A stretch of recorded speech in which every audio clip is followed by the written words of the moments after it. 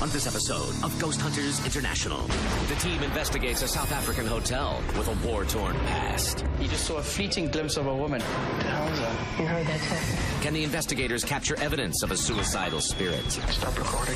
Are the batteries fine? I think we're directly challenging it, which isn't a good idea. Well, I challenge you. Show us how strong you really are. Hold on. Then, the team investigates an ancient fortress with a history of brutal torture. I feel like I'm a prisoner in here myself. What was that? You all right?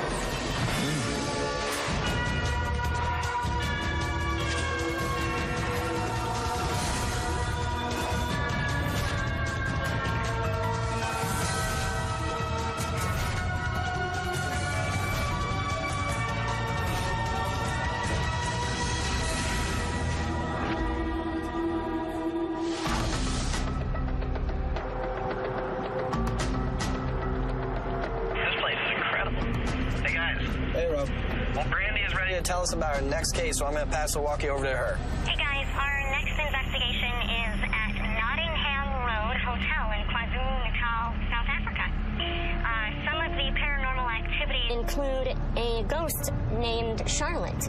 She's been known to rearrange floral arrangements, also fold clothes that have been thrown on the floor. She's been seen throughout the hotel. There have been actual full-bodied manifestations, apparently. Brandy, with it being a hotel, I'm concerned about other guests. Do we know how many other guests there are going to be in the hotel? Actually, we have booked the entire hotel, so it's just going to be us there. We will be staying in the haunted rooms ourselves, so we'll be able to do investigations the entire time.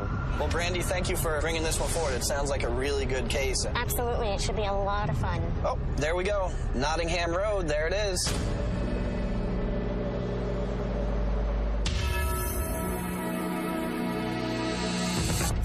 Live. Hello there. Rob, how are you? How you doing? I'm Andy. Andy. I'm Barry. Hi, how you doing? Welcome to Nottingham Road Hotel. When was the hotel itself opened? The history of the hotel dates back to 1880.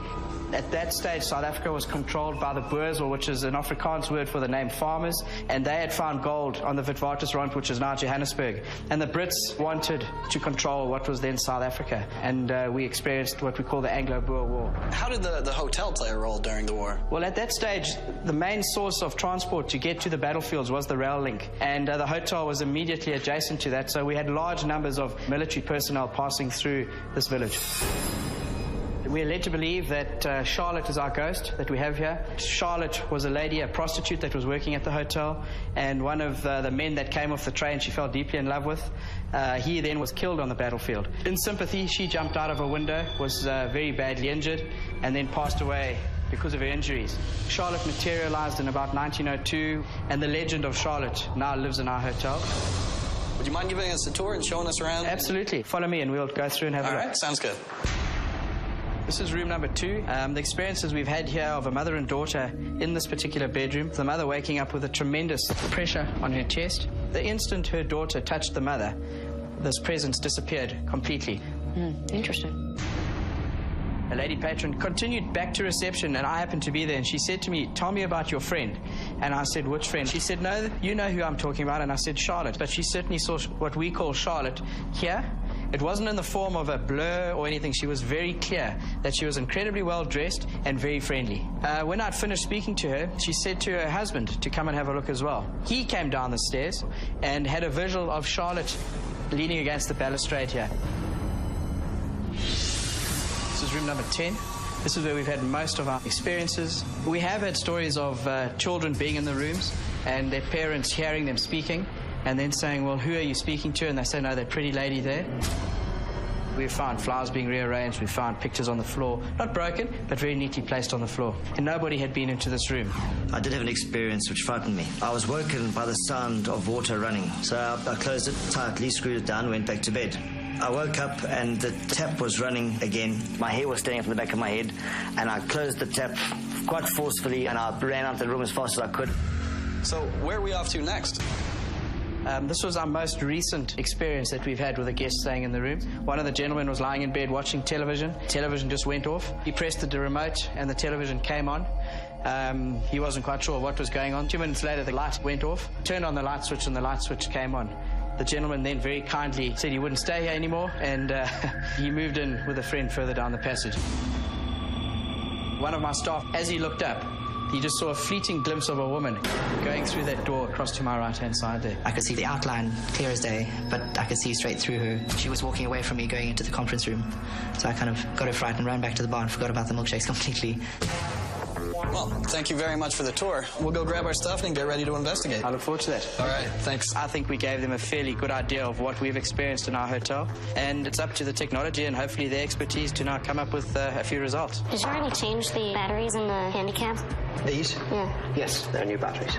We have the story of a prostitute, Charlotte, who died on the premises and has been seen all over the place. So when you have so many reports of a full-bodied apparition, that means that your chances of catching something here go up dramatically. This room, apparently, we will not be going completely lights out in unless the ghost decides that's what it wants to do.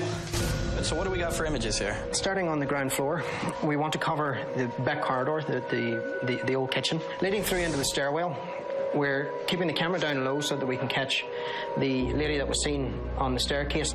Now, leading into the bedrooms, room 10, we have 2 trigger objects set up. The flowers that were rearranged. We also have the clothes set on the bed.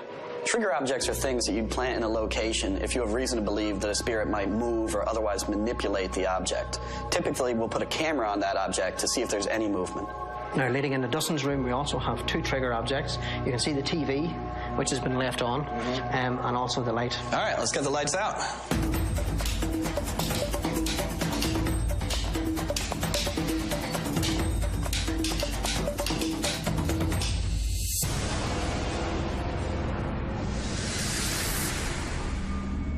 Alright, so there's the stairs where the couple actually saw Charlotte.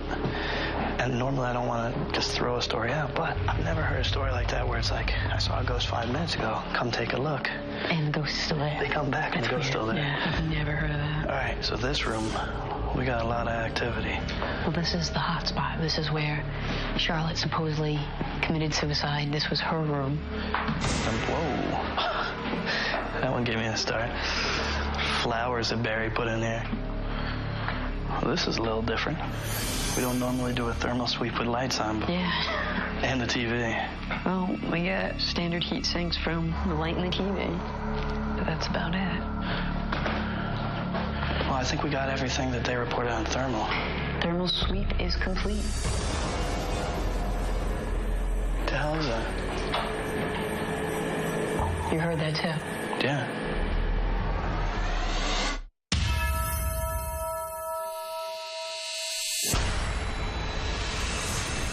What the hell is that? You heard that too? What does it sound like to you? Like yelling, arguing, like a conversation. I think it's gotta be something outside. I mean, I can still hear it faint. Coming from that direction, right there. And that's towards the center of the house. Shh.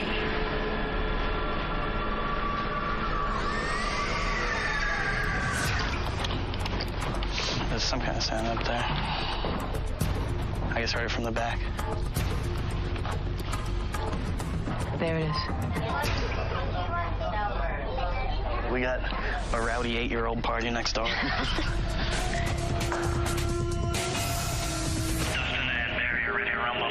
Okay. Barry and I were doing an EVP session in room 11. As always, Barry had all kinds of equipment laid out. How many things you setting up there, Barry? Just keep an eye on that, Dustin, if it should start to climb. EVP session, Dustin and Barry in room 11. If you were responsible for switching off the television and or the lights, can we ask that you do it again? One of the previous guests of that particular room complained that the lamp and the TV were switched off on several occasions. So we set those up to see if they are going to get switched off. How often did you stay here?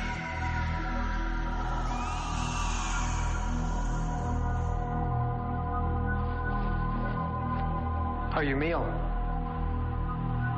Can you give us a sign, any sign that you're here?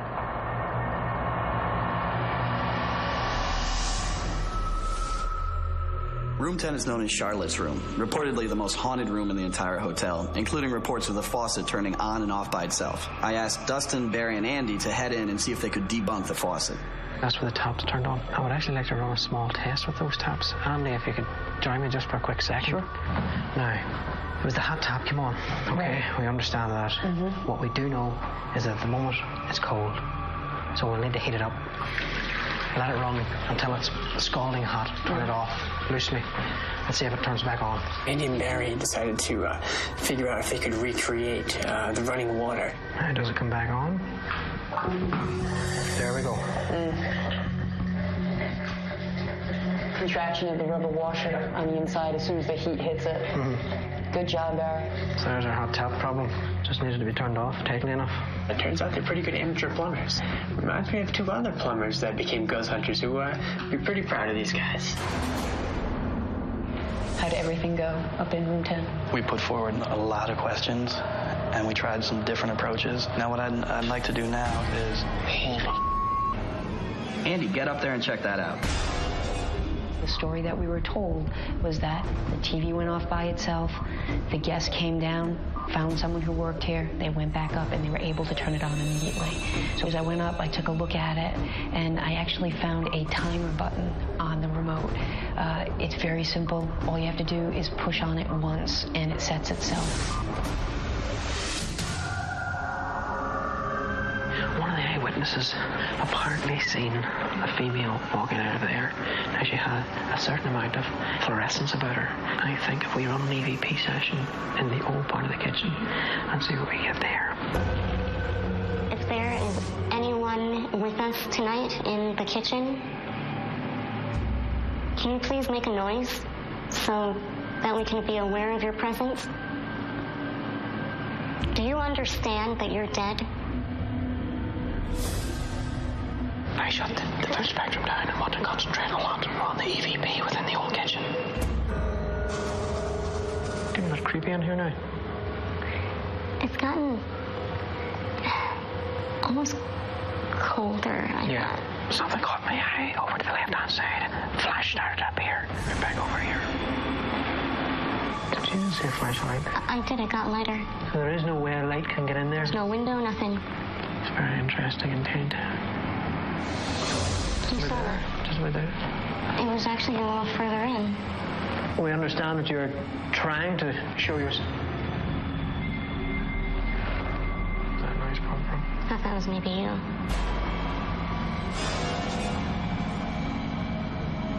Touch my hand. Can you reach out and touch Brandy's hand? I had my hand through the doorway. It started getting colder and colder. I actually feel like a cold. I think we're directly challenging it, which isn't a good idea. Back off a little. And as we kept stepping back, the coldness actually was pushing towards us. I'm feeling the cold emanating all the way out here, and it wasn't before. Do you feel it? It's coming right out. Yeah, I'm actually feeling it like way back here.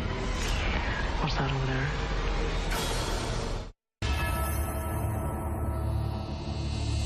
What's that over there?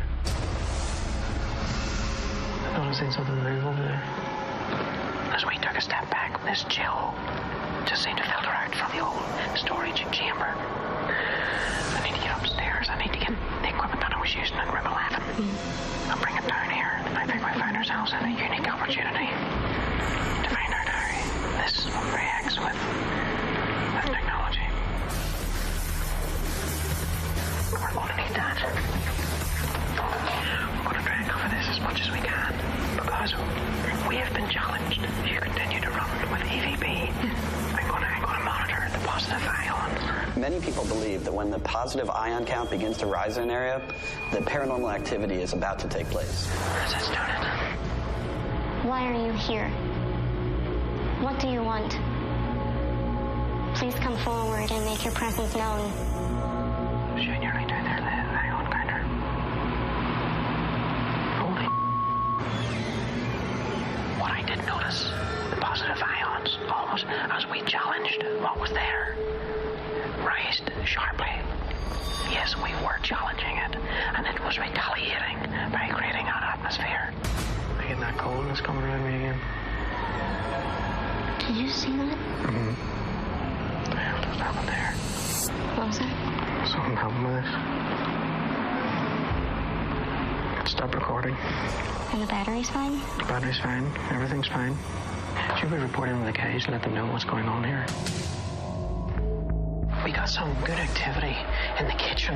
In fact, I was running the positive ion counter. I just wanted to notice on this. Effectively, we're being told that there should be a storm outside. There's not. There's not. This is inside. All right, let's keep going. We'll see if we can't capture some more of it. Good luck, everybody. This is where the woman was awakened by the feeling of pressure on her chest. There are a couple scientific reasons why that could have happened.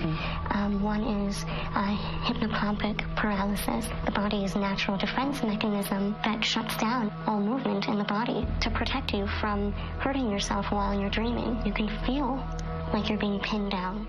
This is what I say. We should see if we can get anyone to push down. Push down on me? Yeah, there you go. EVP session, Brandy and Andy in room 2. Brandy began to ask just regular EVP questions. I snapped some digital photos. After a while, we found that nothing was really happening, and we decided to switch it up. I figured, well, if Brandy was kind of acting and asking questions in a very civil manner, I thought maybe it was time to provoke a little bit and see if perhaps that might entice something to happen. I'm going to give you one last chance to let us know that you're here. Well, I challenge you. I challenge you right now. Go ahead. Press down on my chest. See if it has the same effect. Show us how strong you really are. Go ahead, do it right now.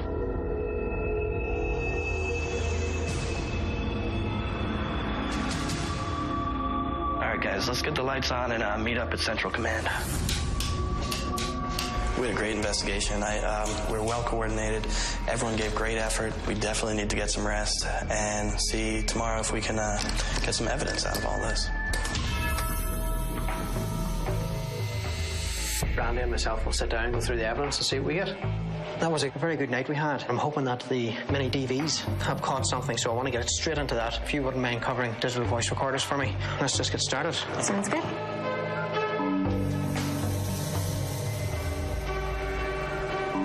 Interesting one for you. This one is in the kitchen. Oh, yes. And you mentioned the room just starting to feel creepier. Take a listen to this. Now, that was a real good one. I think the guys are going to be really impressed with that one. I have another good one for you.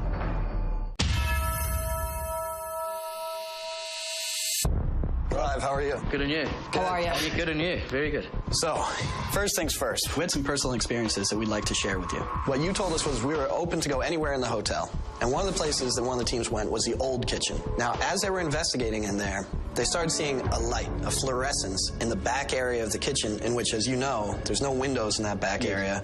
There's no light coming in. Okay. And yet they were seeing these flashes of light. Okay.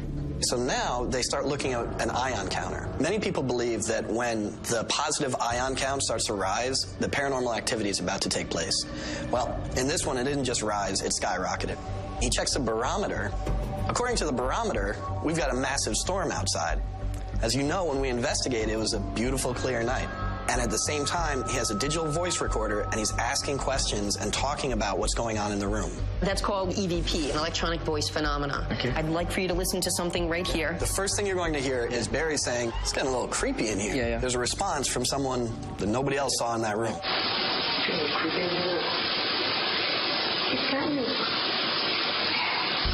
Yes. Is it yes? Yeah. I can hear them saying yes. Someone's saying yes. And yet, they're the only two in that room. Absolutely. I mean, there was no one there. I mean, you had the complete run of the whole hotel. When they heard yes as well, they must have heard it. No. They didn't hear that. So all we're picking up is what's coming off the equipment. Again, what's interesting about that is that the equipment that Barry was using was starting to show signs that there was some kind of paranormal activity. And then we have this evidence that there really was. We have a EVP. And you can't distinguish if it's a male or a female at this stage. Instead of us giving our feeling, what we can do is loop the sound, and we can get your opinion on it.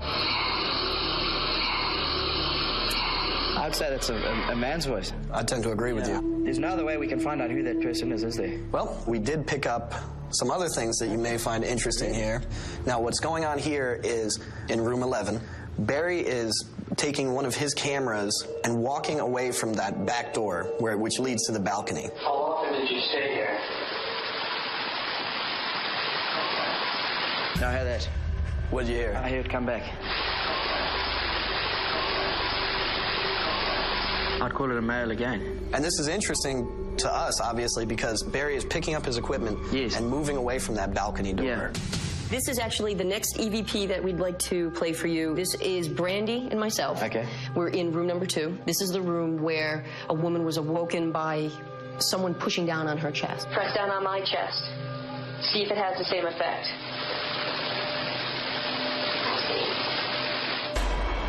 I definitely hear a voice, without a question. I can hear that voice. We, as a team, believe it states, "Ask me." Play it again, we'll give it.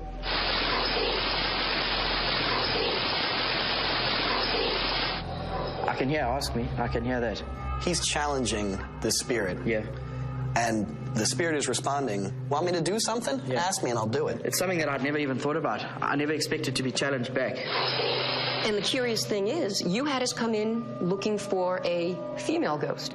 What would you say that EVP, if you had to give a gender to that, what would it be? I would say male again. What do you think of all this?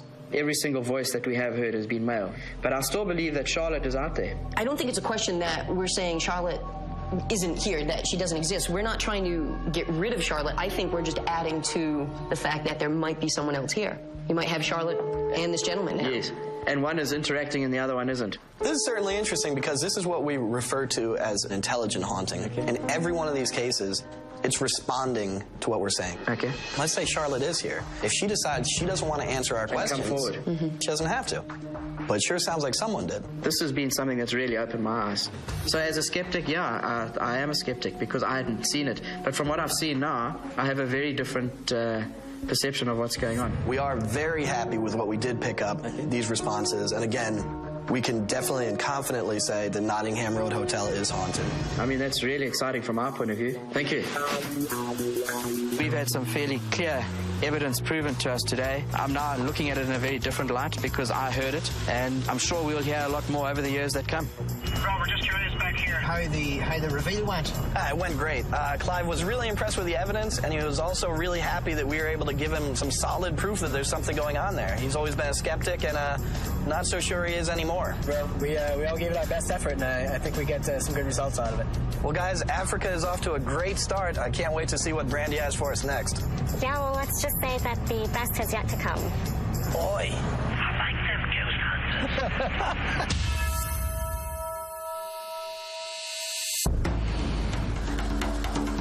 Hey, guys. What's going on, man? Brandy's going to give us the details of what tonight's investigation is all about. Hey, guys. Tonight's investigation is at Cape Town Castle. Some of the many claims of paranormal activity include sounds of screams and cries coming from the prison dungeon where most of the prisoners were either tortured or died from high tide flooding. And the bell tower's bell is known to ring on its own accord. All right, guys, that is definitely it up ahead. Wow. Let's get in there and find out what's going on. Hi, Willem. Rob. How do you do? Very well. I'm Andy. How do you do? I'm Barry. How do you do?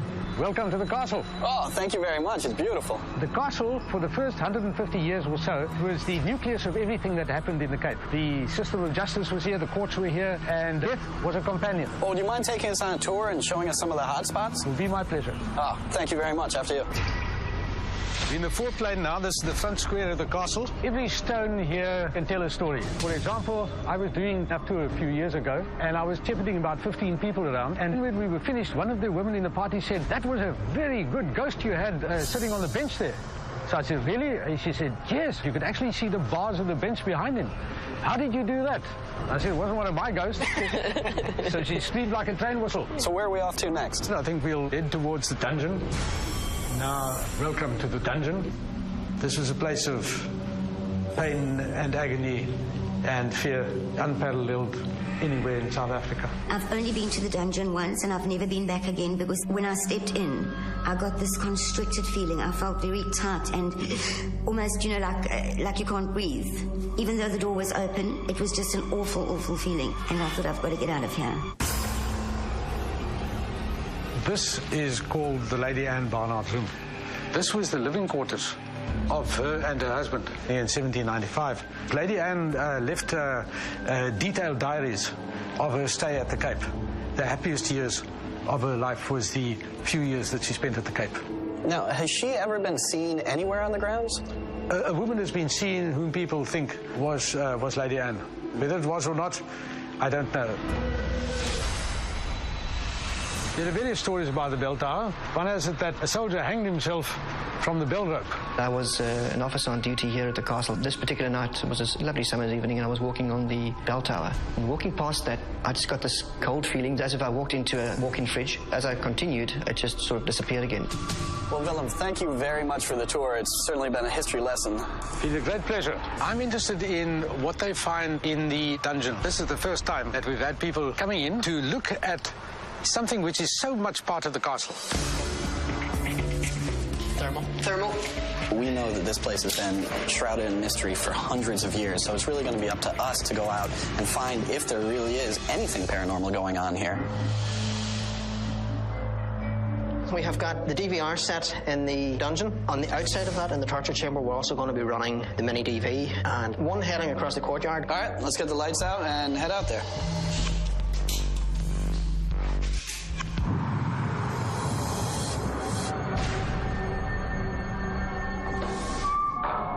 Because the prisoners were often isolated, Rob asked me to check out the dungeon to see if we could capture anything. I feel like I'm a prisoner in here myself.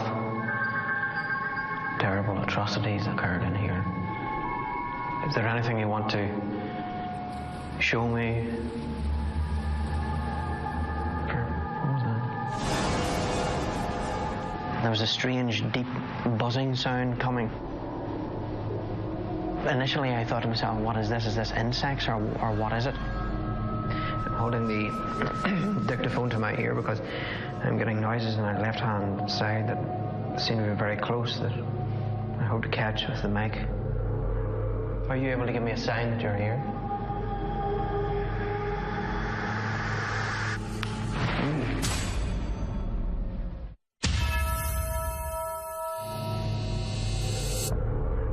Are you able to give me a sign that you're here?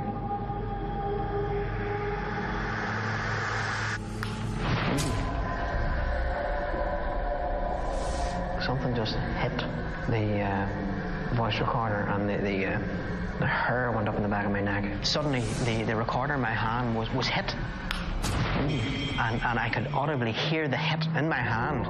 Can you come forward and give me another sign? So there definitely does seem to be, on some level, some form of communication. Now, what that communication is, I'm not quite sure. Is there anything you wish to say before I go? And then the hand went down the back of the ear on the left-hand side. Another ear-rubbing sensation. It's going to be an interesting aspect as the night goes on to see what the other guys get.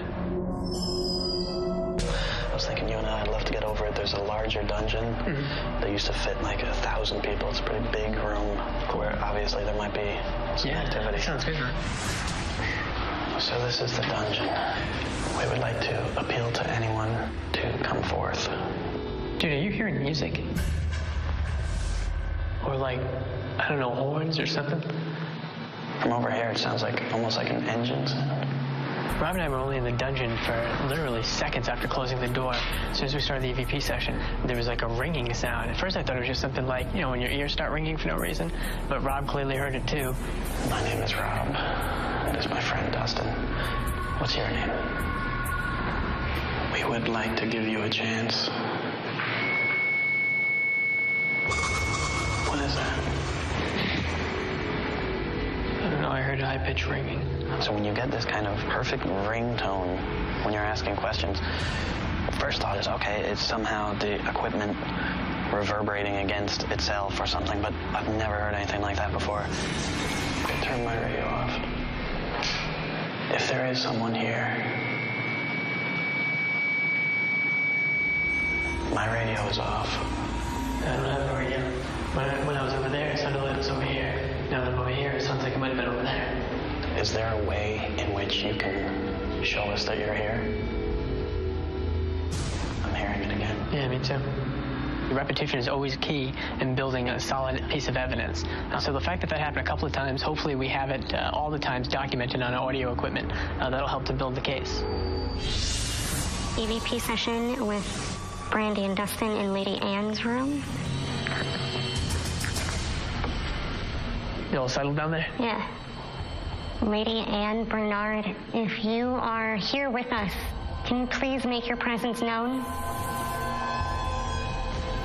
Is there a message that you would like to tell us? We understand that you lived here for a while and that you enjoyed your time here. Is that why you remain here, because you loved it so much? Lady Anne, we're asking one last time for you to prove that you're here. Can you make a noise to let us know that you're here? That's you, Dustin, right? yeah, you can't see it down here. Brandy and I did EVP session up in Lady Anne Bernard's room, so we'll see if we get anything on EVP. Brandy and Barry in the large cell. We're making an appeal to any human that still lingers within these walls to come forward. I'm not here to hurt you. I'm only here to observe your presence. Suddenly there's just this huge draft in around me. I'm actually feeling it now, too. There's definitely like a cool, a change in the temperature around me. It's only reading like 1.5 degrees difference, but I definitely feel it feels a lot colder. Were you mistreated while you were imprisoned here? All right, guys, it's about that time. Let's wrap it up. We can review these later and see if we got anything. Okay. All right, let's get the lights on and get packed up. Okay. All right. While Dustin and I were in a dungeon, we did have some kind of weird hum or ringing sound. Thankfully, we had a lot of recording devices on us and running at the time, so we can figure out, was it equipment or was it something else? The castle has seen great many things happen in its history. Good, bad, sad, joyful, but it's never had an outfit like Ghost Hunters International come along here and look at this aspect of it. So it's another stone in the mosaic.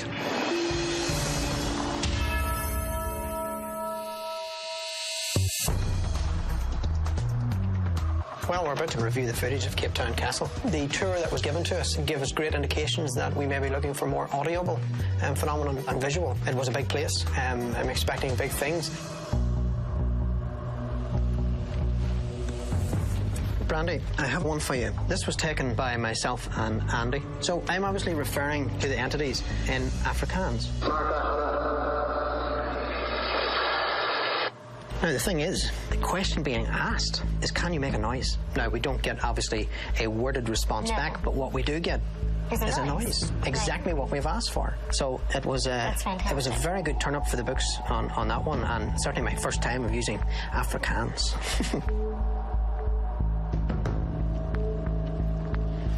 Okay, Brandy, I want you to have a listen to this for me. I have not came across this before. Okay.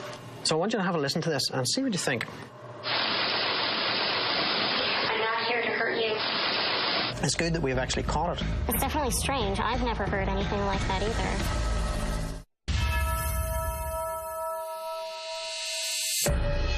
What's going on, guys? Hey! So, Cape Town Castle, big journey to Africa. How'd we do? We done quite well. This EVP that we have takes place in the barracks when we were doing an EVP session and you were taking the photographs. Mm-hmm. This particular question is asked in Afrikaans. It simply means make a noise. Can you make a noise? All right. I mean, I can definitely hear the noise. There's no question about that.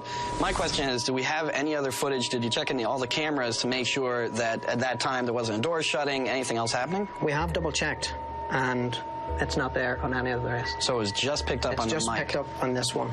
Cool. This next one involves me in the prison cell, and this one's interesting because it overlaps what I'm beginning to say, and you'll hear it. I'm not here to hurt you. So obviously it's not me.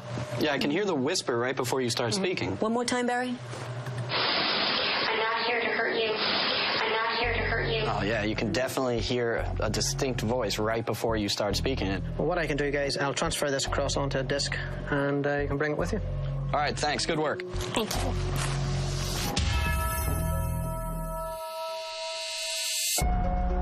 Hey, Willem, how are you? Very well. very eager to see what happened. That's what I like to hear. Well, as you know, you were kind enough to take us on the tour of the castle. You showed us where many of the hot spots were, some of the stories, some of the activity. And what the GHI team did is we came in with many different types of technical equipment, and we set it up, and we did a very thorough investigation. The first thing we'd like you to listen to and get your opinion of is what we call an EVP. One that was recorded in the barracks. It was done by myself and our investigator, Barry. Barry's asking a question in Afrikaans, and he's asking, can you make a noise? That's really interesting.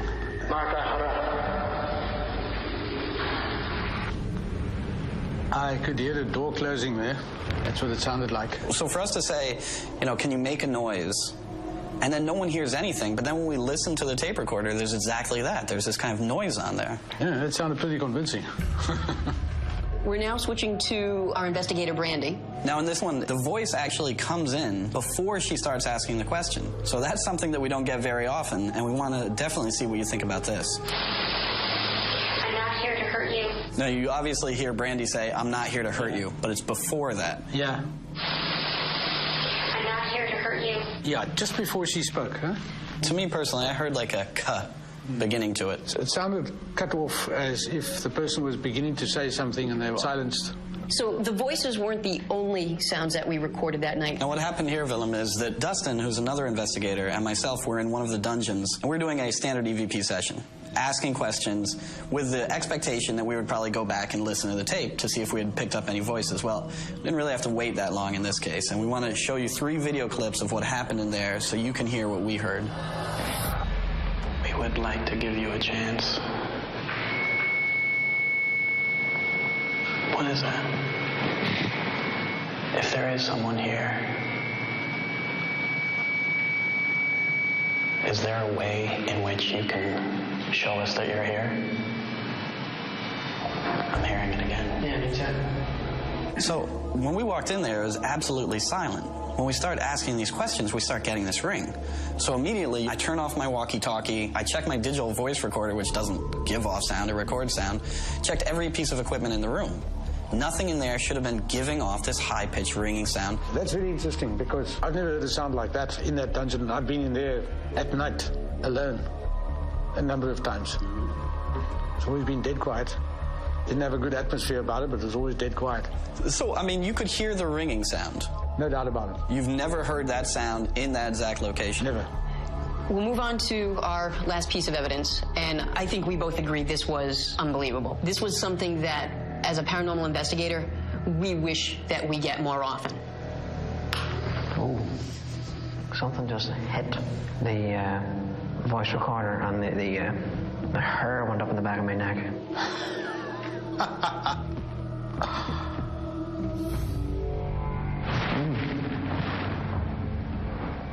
I take it he's been around a bit. He's done this a few times. Oh, more than a few. He looked distinctly hornswoggled for a moment. As really might. This is one of those interesting things. It's almost be careful what you wish for. You can see he's taken back a little bit. Yeah. You know, can you give me a sign? Sure. How about I give you a big sign? Yeah. Smack your mic, yeah. Well, Willem, the team did experience paranormal activity, but there wasn't enough to conclusively say it was haunted. Actually, I think that is absolutely tremendous. Thank you very much, especially, you know, a great tour and an incredible location, great investigation. It was my pleasure, and I mean it. I've never seen anything like that. What struck me in the first place was that I'd been in these places, I'd been in them often, and I'd certainly never had an experience like the one Barry had. I think that was very interesting. And all I can think of is that this man was genuinely rattled. Willem being an old-time military man, I expected him to be really skeptical, which he was.